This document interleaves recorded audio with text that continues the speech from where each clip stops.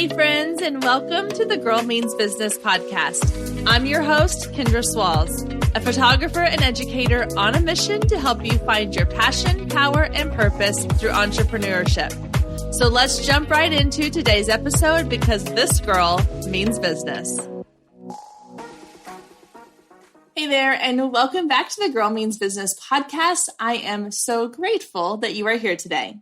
This week, we're chatting all about gratitude and having a grateful mindset, the impact that it can have on your life and your business. And so I know as we go into the week of Thanksgiving, a lot of us have a tradition of sitting around a table and sharing something that we are thankful for. And since 2020 has been somewhat of a dumpster fire, it might feel a little more difficult to come up with something that you are thankful for this year, which is why I wanted this week's episode to focus on gratitude, thankfulness, and just getting our minds in the right place. Today, I'm going to be chatting with Maggie, who recently launched a new business called Nestia, and she attributes a lot of the success that she is seeing to the fact that she has recently started a gratitude journal. She has started journaling about the things that she is thankful for. She is putting out into the universe things that she wants to attract back to her. But before we get into that conversation, I wanted to share with you a little bit about my journey with gratitude. So a few years ago, when I first started following Rachel Hollis, when her first book, Girl Wash Your Face, came out, she had a podcast episode where she talked about her gratitude journals, her start to day journal. And I thought, I've never been big into journaling, but I'm a very optimistic person by nature, but I think this could be really helpful. So I bought her journal. And the way that the Start to Day journal works is each morning you get up and you start your day writing down 5 things you're thankful for, 5 things that you are grateful for, but they have to be things that have occurred in the last 24 hours. So instead of writing down things that are sort of big picture, I'm thankful for my family, I'm thankful for my home, I'm thankful for my job, you had to be very specific. And that was what really drew me to this journal and to this idea of a gratitude journal in general. And so each day I would get up, and for about a year, I wrote in this journal every morning 5 things I was grateful for. And what I noticed as I progressively started doing this more consistently was that it became a habit in my everyday life. It wasn't just about, okay, every morning for 5 minutes I'm writing in this journal. It became throughout my day, I would stop and take note of things I was thankful for. A perfect example is the other day, I was out running errands and I stopped at Starbucks, and I was sitting in the car line at Starbucks, and it was taking forever. It was moving really slowly. And I found myself feeling irritated that I was sitting in this line when I could have been doing other things. I could have been at home working. I could have been, going to my next errand I had to run, or I could have been editing photos or whatever it was I needed to do that day. And immediately I stopped myself. And I now have this habit in my brain where I can flip the switch and I can say, you know what? No, instead of sitting here and feeling irritated, I'm going to be grateful for the fact that, one, I have nowhere else that I have to be right now. I'm not sitting in an office on a Tuesday morning. I'm not sitting in a classroom with a bunch of kids in front of me. I have the freedom and flexibility to be sitting in this Starbucks line for 20 minutes waiting for a $5 cup of coffee. I am grateful for the fact that I have a vehicle that allows me to do all the things I need to do in a day, that I don't have to worry about it breaking down or, not being able to afford to put gas in my car. I can go and do what I want to do. I'm grateful for the fact that I'm able to afford this $5 luxury cup of coffee. And instead of sitting there and focusing on the negative, I was able to focus on all the things that made me appreciate the moment that I was in. And the way that I was able to make that mindset shift is because for so long, I knew that each morning I was going to get up and have to write down 5 things I was thankful for or grateful for. And so it taught me to take time in my day to look for things to be grateful for. Because there were mornings where I would wake up and go, I can't think of anything to be grateful for. I had a terrible day yesterday. I'm in a bad mood. I don't want to write these down. And so I was forced to sort of look at and evaluate my day through a lens of gratitude. And now it has taught me to do that by habit. So now when I'm sitting outside and I can look around and go, it is a beautiful day. And I'm so grateful that I get to sit outside and watch my daughter ride her bike on such a beautiful day. Or I can look at my day and think, you know what, I am so grateful that we have the technology we have to stay as connected as we are with our family and friends, even during a global pandemic. So today I want you to think about how you can start utilizing gratitude in your own life. And even if you're not journaling gratitude each day, even if you are, not somebody who really enjoys journaling, think about a way that you can self-evaluate your day-to-day activities so that you are focusing on the gratitude in your life, the things you are thankful for, instead of focusing on the things that are negative. Instead of having a mindset of the world is against me, I want you to have a mindset of the world is working for me. I just have to see it. I have to look for it. I have to put on my lens of gratitude and look for these little moments in my day. Okay, so that's enough of me kind of rambling about why I feel gratitude is so important in our lives. Let's get to my conversation with Maggie. So Maggie lives in New York City. She is a graphic designer, used to work for an event planning company. And when 2020 hit and events sort of died off, she had to switch courses. So I'm going to let her share her story with you in her words. And let's get to my conversation with Maggie from Nestia. All right, Maggie, welcome to the Girl Means Business podcast. Thank you so much for being here. I'm super excited to chat with you today. Thank you so much for having me. I'm so excited to be here. Yeah. Okay. So I know that you have recently started a new business, which I'm excited to talk about, but I want to hear a little bit of your backstory to how you got to where you are today. So give us a little bit of insight into your journey. Absolutely. So I went to school for graphic design, and that's kind of my background. Basically, I have a degree in fine arts, and I was in Boston before I moved to New York City 3.5 years ago for an amazing full-time position as a creative director for an event planner. So basically for the past 3.5 years, I've spent my time in New York designing, planning, and creating events, which was obviously amazing and super fun. All the while, it was a small business, so I was also responsible for all the photography, all of our website designs, all of our basic marketing design needs. So I've still been, flexing those muscles and staying creative day to day, doing something different all the time. And on the side, I also am a painter, a jewelry maker. I've had that business since I was in college. I started it almost 8 years ago now when I was 20. And I kind of was doing that on the side, picking it up when custom orders were rolling in or picking up at the holidays. So, have always had that entrepreneurial spirit as well on the side. And then, of course, the pandemic hit and the events industry went away. As you and I talked about a little bit, I know that you were doing photography for a wedding, so you obviously understand that we at some point had to stop gathering. So my team, unfortunately, disbanded to an extent. We're obviously still very close. We were like a tight-knit little family. If you ever want to look it up, it's called Little Miss Party. Very fun, entertaining and party content. So still a great page to follow. But yeah, so unfortunately, as we kind of decided to disband, I started thinking, what else am I going to do to basically make a living and make sure I can pay my rent in New York City? Not the best time to be living here, but it is what it is. And this is my home and I love my space so much. And a lot of that came from redoing my space and making it a livable and enjoyable space while we're spending so much time at home, which eventually sparked the new idea for this business that you were talking about that I just launched. It's called Nestia. It is an affordable home decor consulting company. Basically, when I redid my apartment, I had submitted photos to Apartment Therapy and was featured. Lots of people had reached out saying, oh my goodness, I want you to redo my apartment. I need my apartment to look better than it is. I need storage solutions and I want it to be affordable. And I thought, okay, maybe there's something here. Maybe people really do need help with their spaces and they just don't know where to start and they don't know how to do it at an affordable price.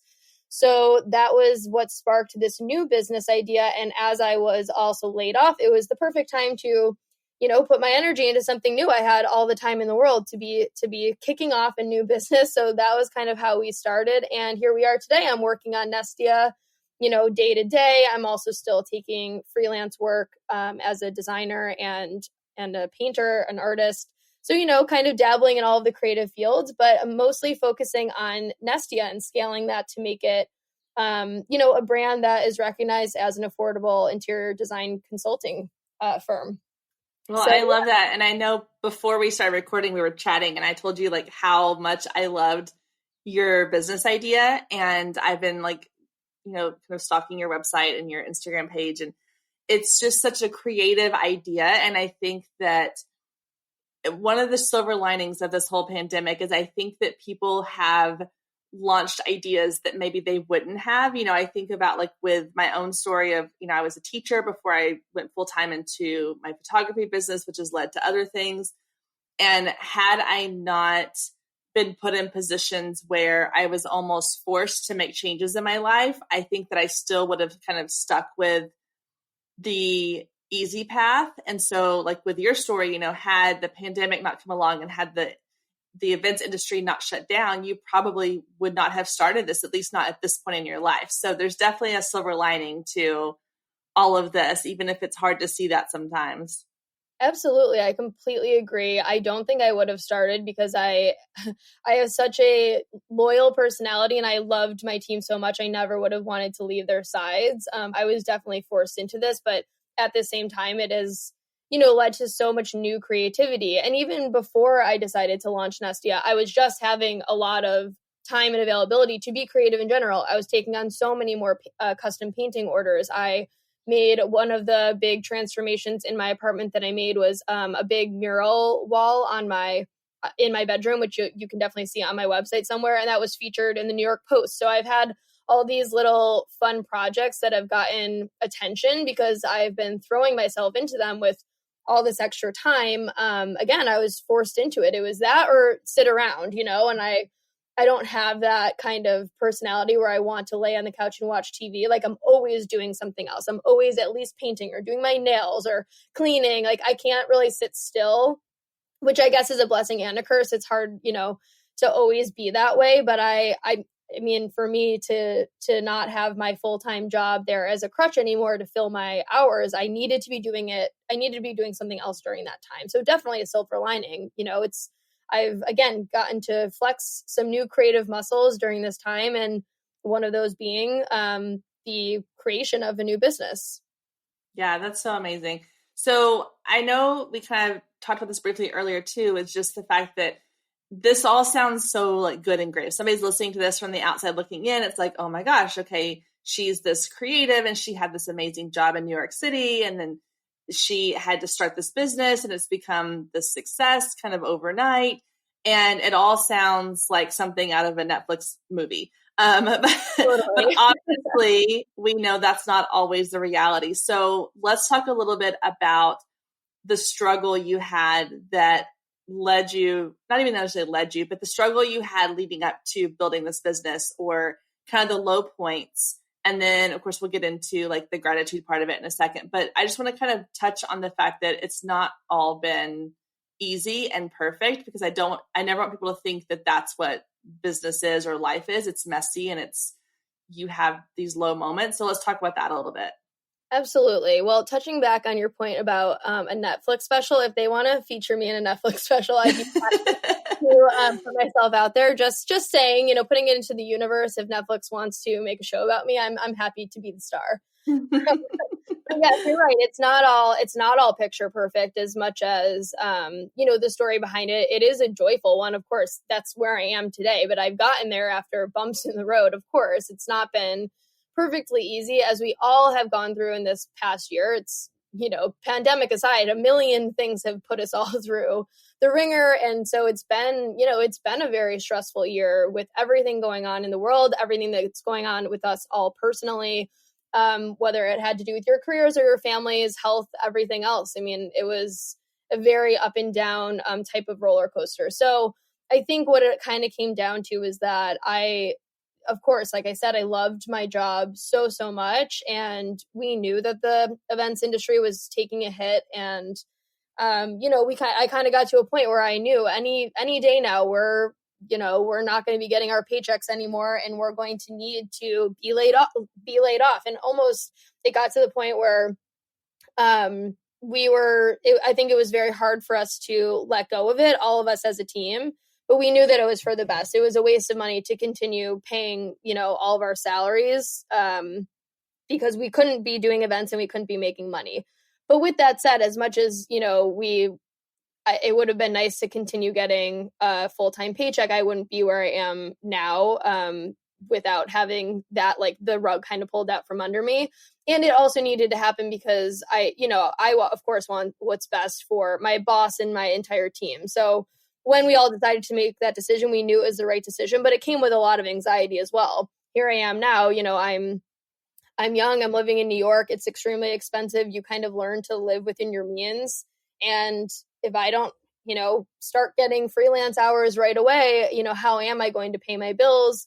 I don't want to be going through my savings, so quickly. I also can start to collect unemployment, but unemployment was, there was no stimulus at that time either. And, there still isn't in New York State. So it was just, your regular unemployment, which was fine. It helps, but it wasn't enough to be covering my normal life in New York. So that was, causing a lot of anxiety. And at first it wasn't letting me qualify because I do have a business on the side. And even though that business doesn't make a lot of money, my painting and jewelry business is, it is registered. So they were seeing it as I had other means of employment. And so, it was a whole stressful few weeks where I was like, oh my gosh, I'm going to have to figure something out. I'm going to obviously start to apply to new jobs, but it's not like my heart was in it. I was applying to full-time positions that were coming up as available. And first of all, I wasn't getting any response because, of course, I was, maybe first of all, I wasn't quite in the headspace of wanting them that badly. But also there was a million people applying to these. Everybody is unemployed now in the creative industry. So everybody was applying to these jobs, just like I was, of course. So I wasn't expecting to get replies, but the competition must have been insane. So in the meantime, while that was happening, I was feeling very down. I was feeling very anxious. This was all toward the end of the summer. And I started journaling just in a regular journal, like regular. I had an open notebook that somebody had given me as a gift. I'm not really a journaling kind of person. I don't even really take notes. I feel like people give me notebooks and I never use them. So this was one that my coworker had given me last year. It's really cute. It was so pretty. I was like, you know what, maybe this really will be my journal. So I started journaling, and it was like, I would write, 5 full pages. Like, I was just like, wow, I have a lot of feelings that I didn't know, that I didn't know about. So maybe I should be journaling more. So it helped. It was like, it wasn't just work stuff. It was relationship stuff and anything else that was going on at the time that I was struggling with or losing sleep over. So that helped in the beginning just to get some stuff out on paper. That was a really good start. And then I, as you were saying, Kendra, I know that you listen to a lot of podcasts, and so do I. And I feel like I see a lot of people talk about writing down your goals and writing down, the things that you want to manifest to happen. So I was trying to do that a little bit too. I didn't have it as structured as necessarily gratitude, other than every couple of days I would write like a list of 10 things I was grateful for, pretty generic, but I would also then do a page next to it that was like goals and, kind of these, I guess I was mostly doing like, kind of affirmation type of stuff where I was reassuring myself. And a lot of people say, even write things that you don't have yet and pretend that you're grateful for it, even if it doesn't exist. Like, I'm grateful for the fact that I'm really rich and successful, like whatever, write those things down. And then one day it'll come to you if you really start to believe it. And again, put it out into the world that you are grateful for having that success or whatever. So I was like, okay, maybe there's something here. Let me just try this. Like, I have no idea where this is going, but I'm going to try. So I did try to start doing that. And again, this was all right around the time I was getting laid off. And it seemed like the first week that I, was laid off, I already immediately had freelance work. And I was like, oh, wow, I didn't even do anything. I just put out my portfolio website. It took me a few weeks to get that there. And I already had freelance work. So I already had money coming in. So I was like, okay, all right, I don't need to worry yet. I've got a little bit, but we don't know what next week is going to hold. continued to write in the gratitude journal. I was like, okay, maybe I should just keep this up. This is good. And then again, got a bunch of custom painting orders. I was like, great, I'm doing a bunch of custom painting work now. So I get to be creative and I'm making money. And again, it was like, it just felt like it continued and continued. It didn't, it never stopped ever since then. I haven't had a week where I was like, oh, this is a down week and I don't have something to do. Of course, there's been ups and downs, with anxiety and feeling anxious about the future and putting out this new business idea and everything else. But generally speaking, me writing in this journal, at least, pretty much every day, has at least kept me, I feel like, a little bit stable and less anxious about the future and what the future is going to hold, and also putting out the success of this new potential business. So I feel like it was more that I practiced gratitude leading up to the launch of this new business, and then it brought success on that business without me having to do much other than put out, obviously, a quality product. I'm not saying anybody can just be grateful and put out something and everybody's going to love it. It was kind of like, I obviously put a lot of blood, sweat, and tears into it, invested in myself. But I do think that the writing down of the goals in the gratitude journal on the daily probably helped with that initial success, which I only launched it a week and a half ago. So it's not like, oh, suddenly it's my full-time job. Definitely don't expect that if you are launching a new business. But right. It's only been a week and a half and I've gotten amazing attention for it. I've gotten a few clients already. I mean, that's great for a week and a half. And I'm very happy with how it's turned out. And I think a lot of it was because each day I was writing in this journal, okay, I'm grateful for, my success. I am reaffirming that I am successful and I'm talented and, and I'm ambitious and I can do this and I'm a businesswoman. It's like really telling yourself, yes, I wasn't maybe a businesswoman and a business owner 2 months ago when I had a full-time job, but I am now. And so believe it, Yeah. Well, and I will say, like, kind of pulling the curtain back a little bit on the process of this interview is when I had posted kind of looking for somebody to come on and talk about their experience with gratitude and journaling about it and how it's impacted their lives. I had a couple people that would message me and say, oh, I teach on this. I'm like, that's all good and great, but I want the people listening to this episode to understand that it's not something that you have to be an expert in for it to impact your life. You don't even have to, do it as like this religious thing. It's just something that helps with the mindset and just your overall kind of view of what you're capable of doing and what you can achieve. And I'm a big believer in that what you put out into the world, you get back in return. And so a perfect example is my husband and I are exact opposites. He is what he would call a realist. And so he's the type of person that he's always looking, I don't want to say the negative side of things, but he's always very cautious about things. And he wants to have everything have a plan and he wants to make sure everything is going to work out. And he wants to like kind of look at like what could go wrong, I guess, is his sort of mindset. Whereas I'm the opposite. I'm a dreamer. I am a sort of head in the clouds, like it'll all work out kind of personality. And the other night we were sitting down at dinner and I made a comment. I was like, oh, I got this email that, this thing has happened and it's something that I had been thinking about, and I'd kind of been talking about, but hadn't really like put into action yet. And all of a sudden I received this email that's like, hey, this is all falling into place now. And I was really excited about it. And he looked at me and he was like, I don't even like doubt anymore. He's like, you have a way of things just happening in your favor. And I said, it's because I believe it's because that I have a different mindset than he does. And my mindset is of that if you are grateful and if you are thankful and if you believe that these things are possible, that they will happen. They may not happen in the timeline that you want them to, but they will happen in the way that they're meant to happen for the best. And a lot of people that can go into like a religious belief in God or whatever, or the universe or however you want to describe it.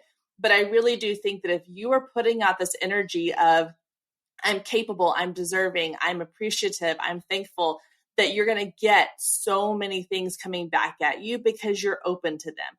Whereas if you are putting out the feeling or the vibe of, woe is me, nothing ever happens, nothing ever goes my way, nothing, everything's terrible, everything's falling apart, then yeah, those are the things that you're going to kind of attract in the world. And so with the case of like when you reached out to me and you were messaging me and you were like, I'm just starting this business, and I think that, I started this gratitude journal, and I think that it had a big part in, being able to accomplish these things and have it be successful right away.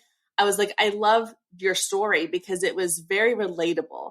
It was very real. It wasn't a super pretty, shiny, story of, I woke up one day and I had this great idea and I started off and I launched it and it's been successful. You've had your highs and lows. And I think that it's kind of come out of those lows that you have been able to say, okay, I'm going to start doing something different. I'm going to start journaling. I'm going to start writing down things I'm thankful for. I'm going to start writing down goals that I have for myself. And I think that has helped you achieve the success that you've achieved so far, which I think is amazing.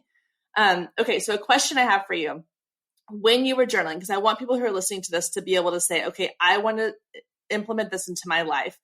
I know for me, it was like 5 minutes each morning. I would get up and I would start my day with writing down 5 things I was grateful for from the past 24 hours, and along with like 5 goals that I had. And I would write them out as if they'd already happened. I think you mentioned that too, but I was using the Rachel Hollis Start Today journal, and she would have it where she say, write them as if they've already happened. So if one of your goals in life is to, write a New York Times bestselling book, then you write it as if it's already happened. So you say, I have a, book on the New York Times bestseller list or whatever.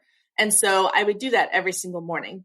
And I know that everybody does things a little bit differently. So what did your journaling process look like? Was it you just kind of writing out your thoughts? Was it structured? How did you kind of get into that, like the nitty gritty of it? Stay with us. We'll be right back. If you have been listening to the Girl Means Business podcast for any amount of time, then you know my love of email marketing runs deep. Not only is it a great way to generate new leads, but it's one of the most effective methods for nurturing warm leads and turning them into sales. Now, over the years, I've tested several email platforms, and my favorite by far is Flowdesk. Not only do they make email marketing simple and easy, even for the technically challenged, but they have everything you need to create stunning emails, capture leads, make sales, and automate the entire process, giving you time back in your busy day. And the cherry on top is you're only charged one flat fee no matter how many subscribers you have.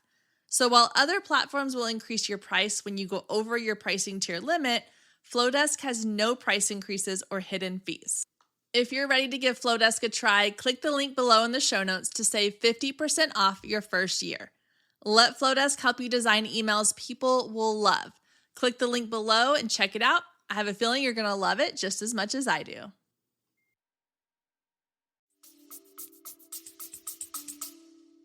Yeah, that's a great question. So I will say in the beginning, especially for those listening who maybe don't journal yet and are thinking about it, or you're just struggling and you're wondering, is this something that could help me? I never really journaled before, obviously in the past, everybody goes through some tough times and maybe they like write some notes in their phone when they just need to get something out or whatever, but I've never really been a journaler. I think when I was really at the lower points, when it was like end of summer, beginning of September, and I was feeling very lost and just kind of having like a bunch of weeks of anxiety and uncertain what to do, this idea of Nestia had already come to me, but I didn't really know where to go with it. And, I was just feeling down and uncertain about the vulnerability of putting something new out there. That's when I started the journaling. So definitely in the beginning, my first few journal entries were completely not structured in any way. It was just a normal open journal, and I was writing big entries. And like, honestly, I was probably only writing them on days where I was like really not feeling great. It was, I'm already a restless sleeper, but it was probably nights where I didn't get much sleep. And I was like, I don't know what else to do. My brain is just racing. So I'm going to write a bunch of things down. So that was the start. So, point being, the reason I'm bringing that up is for anybody who hasn't done it before, if you are struggling and you're thinking about journaling as an option, it's okay if that's where you start. It's okay if you only journal on the days where you're like sobbing in bed and you don't know what to do. Like, that's okay. Like, it does help. So get out some of those feelings, get out some of those thoughts, like try to evaluate what's going on in your own brain and like what you can do to change it. And that's kind of what I was trying to do. I was just trying to get all of those thoughts out on paper so that they weren't racing around in my brain. Then I kind of moved on to saying, okay, like that helped me a lot, but let me move into like the positive stuff, because I'm just getting out the negative things that are going through my brain, which is good because I feel like I'm cleansing the negativity. But I also did want to do some of that manifestation that a lot of people talk about, where it's like, okay, well, what can you manifest? What are the goals you want to say? You know, this year I want to make $200,000 or whatever. It's those things that might sound like a crazy lofty goal, but if you write them down enough times and you set out to achieve those goals, they might actually happen. And that's what a lot of people say. So I'm trying it out for the first time too. So you guys are right there with me if you haven't done it before.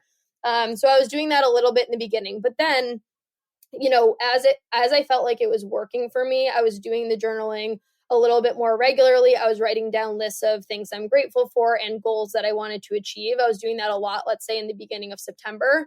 And I went from feeling very anxious in those first few weeks of unemployment to feeling like, wow, I can't believe how much work has come my way. I keep getting more freelance. I keep getting more custom painting orders. I'm making progress with the ideas on this new business. Like, it kind of seemed like something was working and getting me out of that rut. So I was like, okay, maybe this gratitude, journal writing is helping.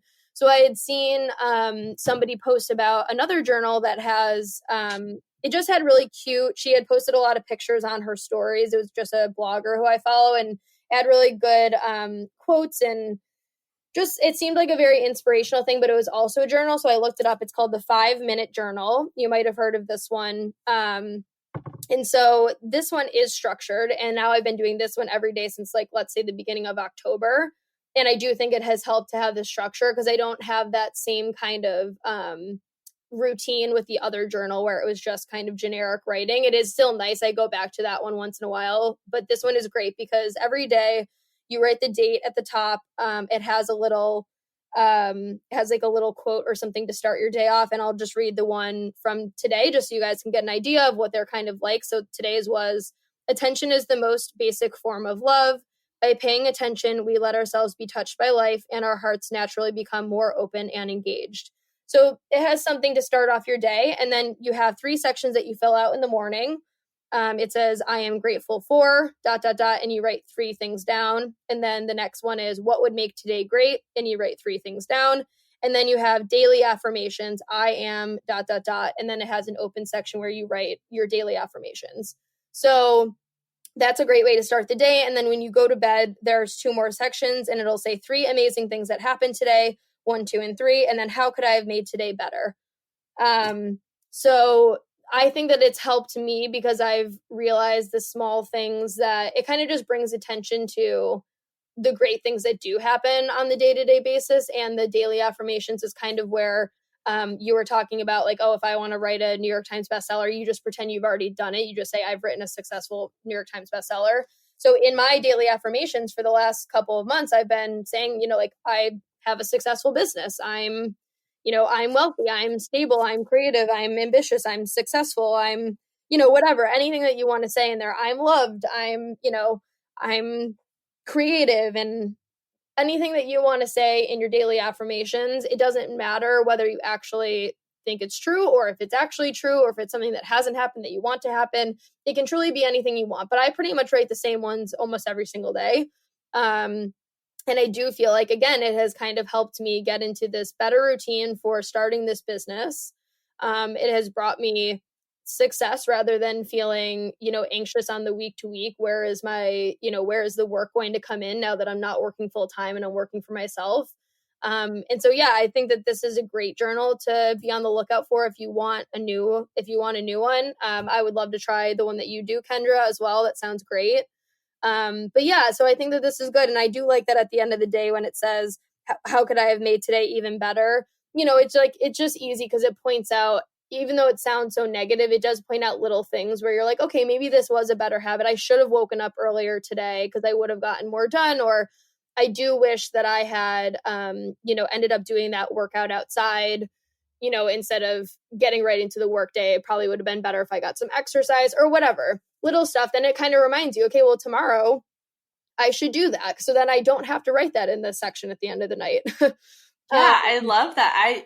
I love that it has like that follow-up piece at the end of the day, because I think to me, kind of the whole point of the journaling and the gratitude part is just taking that time to really sort of self-reflect. I think we go through our day, most of the time, we kind of just go through the routine and we never stop and really look at what we did that day or what we didn't do. Or I love that, like, what could I have done better? Because there's so many days where I'm like, you know what? Yeah, I probably could have, not spent an hour watching Netflix today and done something instead. Or yeah, I could have gone for a walk to kind of clear my head and just get outside a little bit today. I love that it has that piece, because even if you are not journaling necessarily, just stopping for a minute or two in your day, at the beginning of the day, at the end of the day, and taking sort of a self-evaluation of what did I do today? What did I not do today? What am I thankful for today? Like, just that self-reflection, I think, is what it's training you to do. That's so powerful. Stay with us. We'll be right back. Hey, photographers, are you ready to make 2024 your best year yet? Growing a business is tough. You're following all the successful photographers and experts, soaking up their best advice and downloading all their free guides, trying to replicate their success only to come up lacking, blaming yourself when their methods don't work for you. But the truth is, it isn't you. Free content and one-size-fits-all courses can only get you so far. What you need is personalized help and guidance, but that can get expensive. Well, not anymore. I've created the perfect solution to get you personalized results for less than $2 a day. Introducing the Focus Photographer Lab, a one-of-a-kind coaching membership that gets you one-on-one results for a fraction of the cost of traditional coaching. Inside the lab, you'll find the 3 C's to success: classes, coaching, and community. With classes, you gain access to a treasure trove of pre-recorded trainings and invaluable resources. With coaching, you get monthly live trainings and Q&A sessions, along with my favorite part, the weekly one-on-one office hours, where we get to address your unique questions and challenges. And then there's the community, where you get to connect with an amazing group of talented female photographers who share your passion, supporting each other and inspiring each other to greatness. The best part is it doesn't come with an expensive one-on-one coaching price tag. You get all of that for just $47 a month. You can even try it for free for 14 days to make sure it's a good fit for you. And there is no contract and no obligation. You can cancel at any time. So what are you waiting for? Head down to the show notes and click the link to learn more and get signed up today. And let's make 2024 our best year yet. Absolutely. And the last aspect of this one that I do like, and I've been very, trying very hard to adhere to it, is that it does want you to be on a schedule where you write in the journal every day for 5 days in a row at the very least. Like, you always at least get 5 days in a row, if not more. And if you break that, like, let's say you only write in the journal for 2 days and then you break your streak, you're supposed to give yourself something to be accountable for. So, one of the examples that they said was, if you do this, you have to just basically make up something that it will hold you accountable and kind of keep you on your toes. And so the thing that I wrote was, if you don't do this, you have to run 4 miles, which I don't want to do. Even though it's like, it's like I exercise a little bit, but I really don't run. I used to a long time ago, but I definitely don't run 4 miles ever.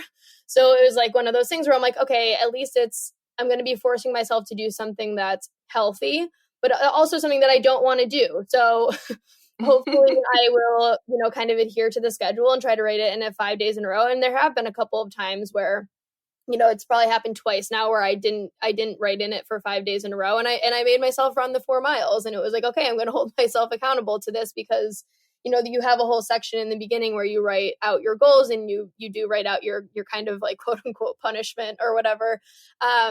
So yeah, I do highly recommend this one. Obviously, anybody is welcome to reach out to me, and I can send you the Instagram or the link for the website. But This one has been a good one for me. I think it just holds you accountable. It gets you into more of a routine. And I think half the battle with the whole gratitude, with all the gratitude stuff, is just getting into a routine of doing it consistently. I mean, saying one time, I'm grateful for this. You were bringing up how Thanksgiving is next week, and a lot of families will go around the table. You say something you're grateful for, blah, blah, blah.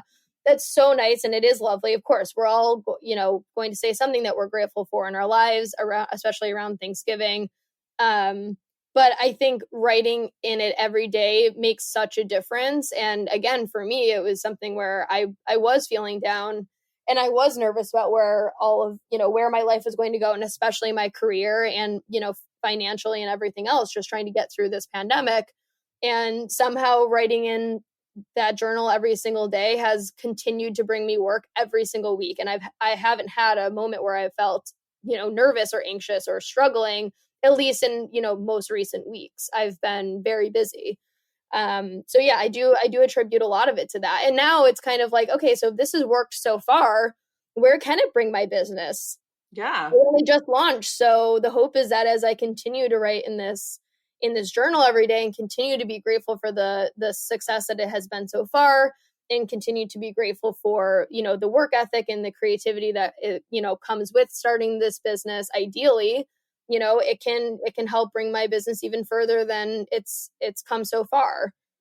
Yeah, I think, for me, the biggest takeaway from journaling that I did was that it became a habit. I love that you said in the one that you use, it gives you sort of like a goal of 5 days in a row. And I think for some people, the idea of every single day is really overwhelming. And I understand that. And I'm not saying you have to do this every single day.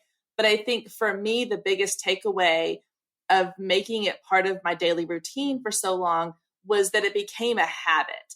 And so that now I don't even really think about it so much as I just sort of am aware of the things in my day that I'm grateful for. And I remember when I first started the Start Today journal, and I was thinking, okay, tomorrow morning, I'm going to have to write down 5 things I'm thankful for. I've had a really crappy day.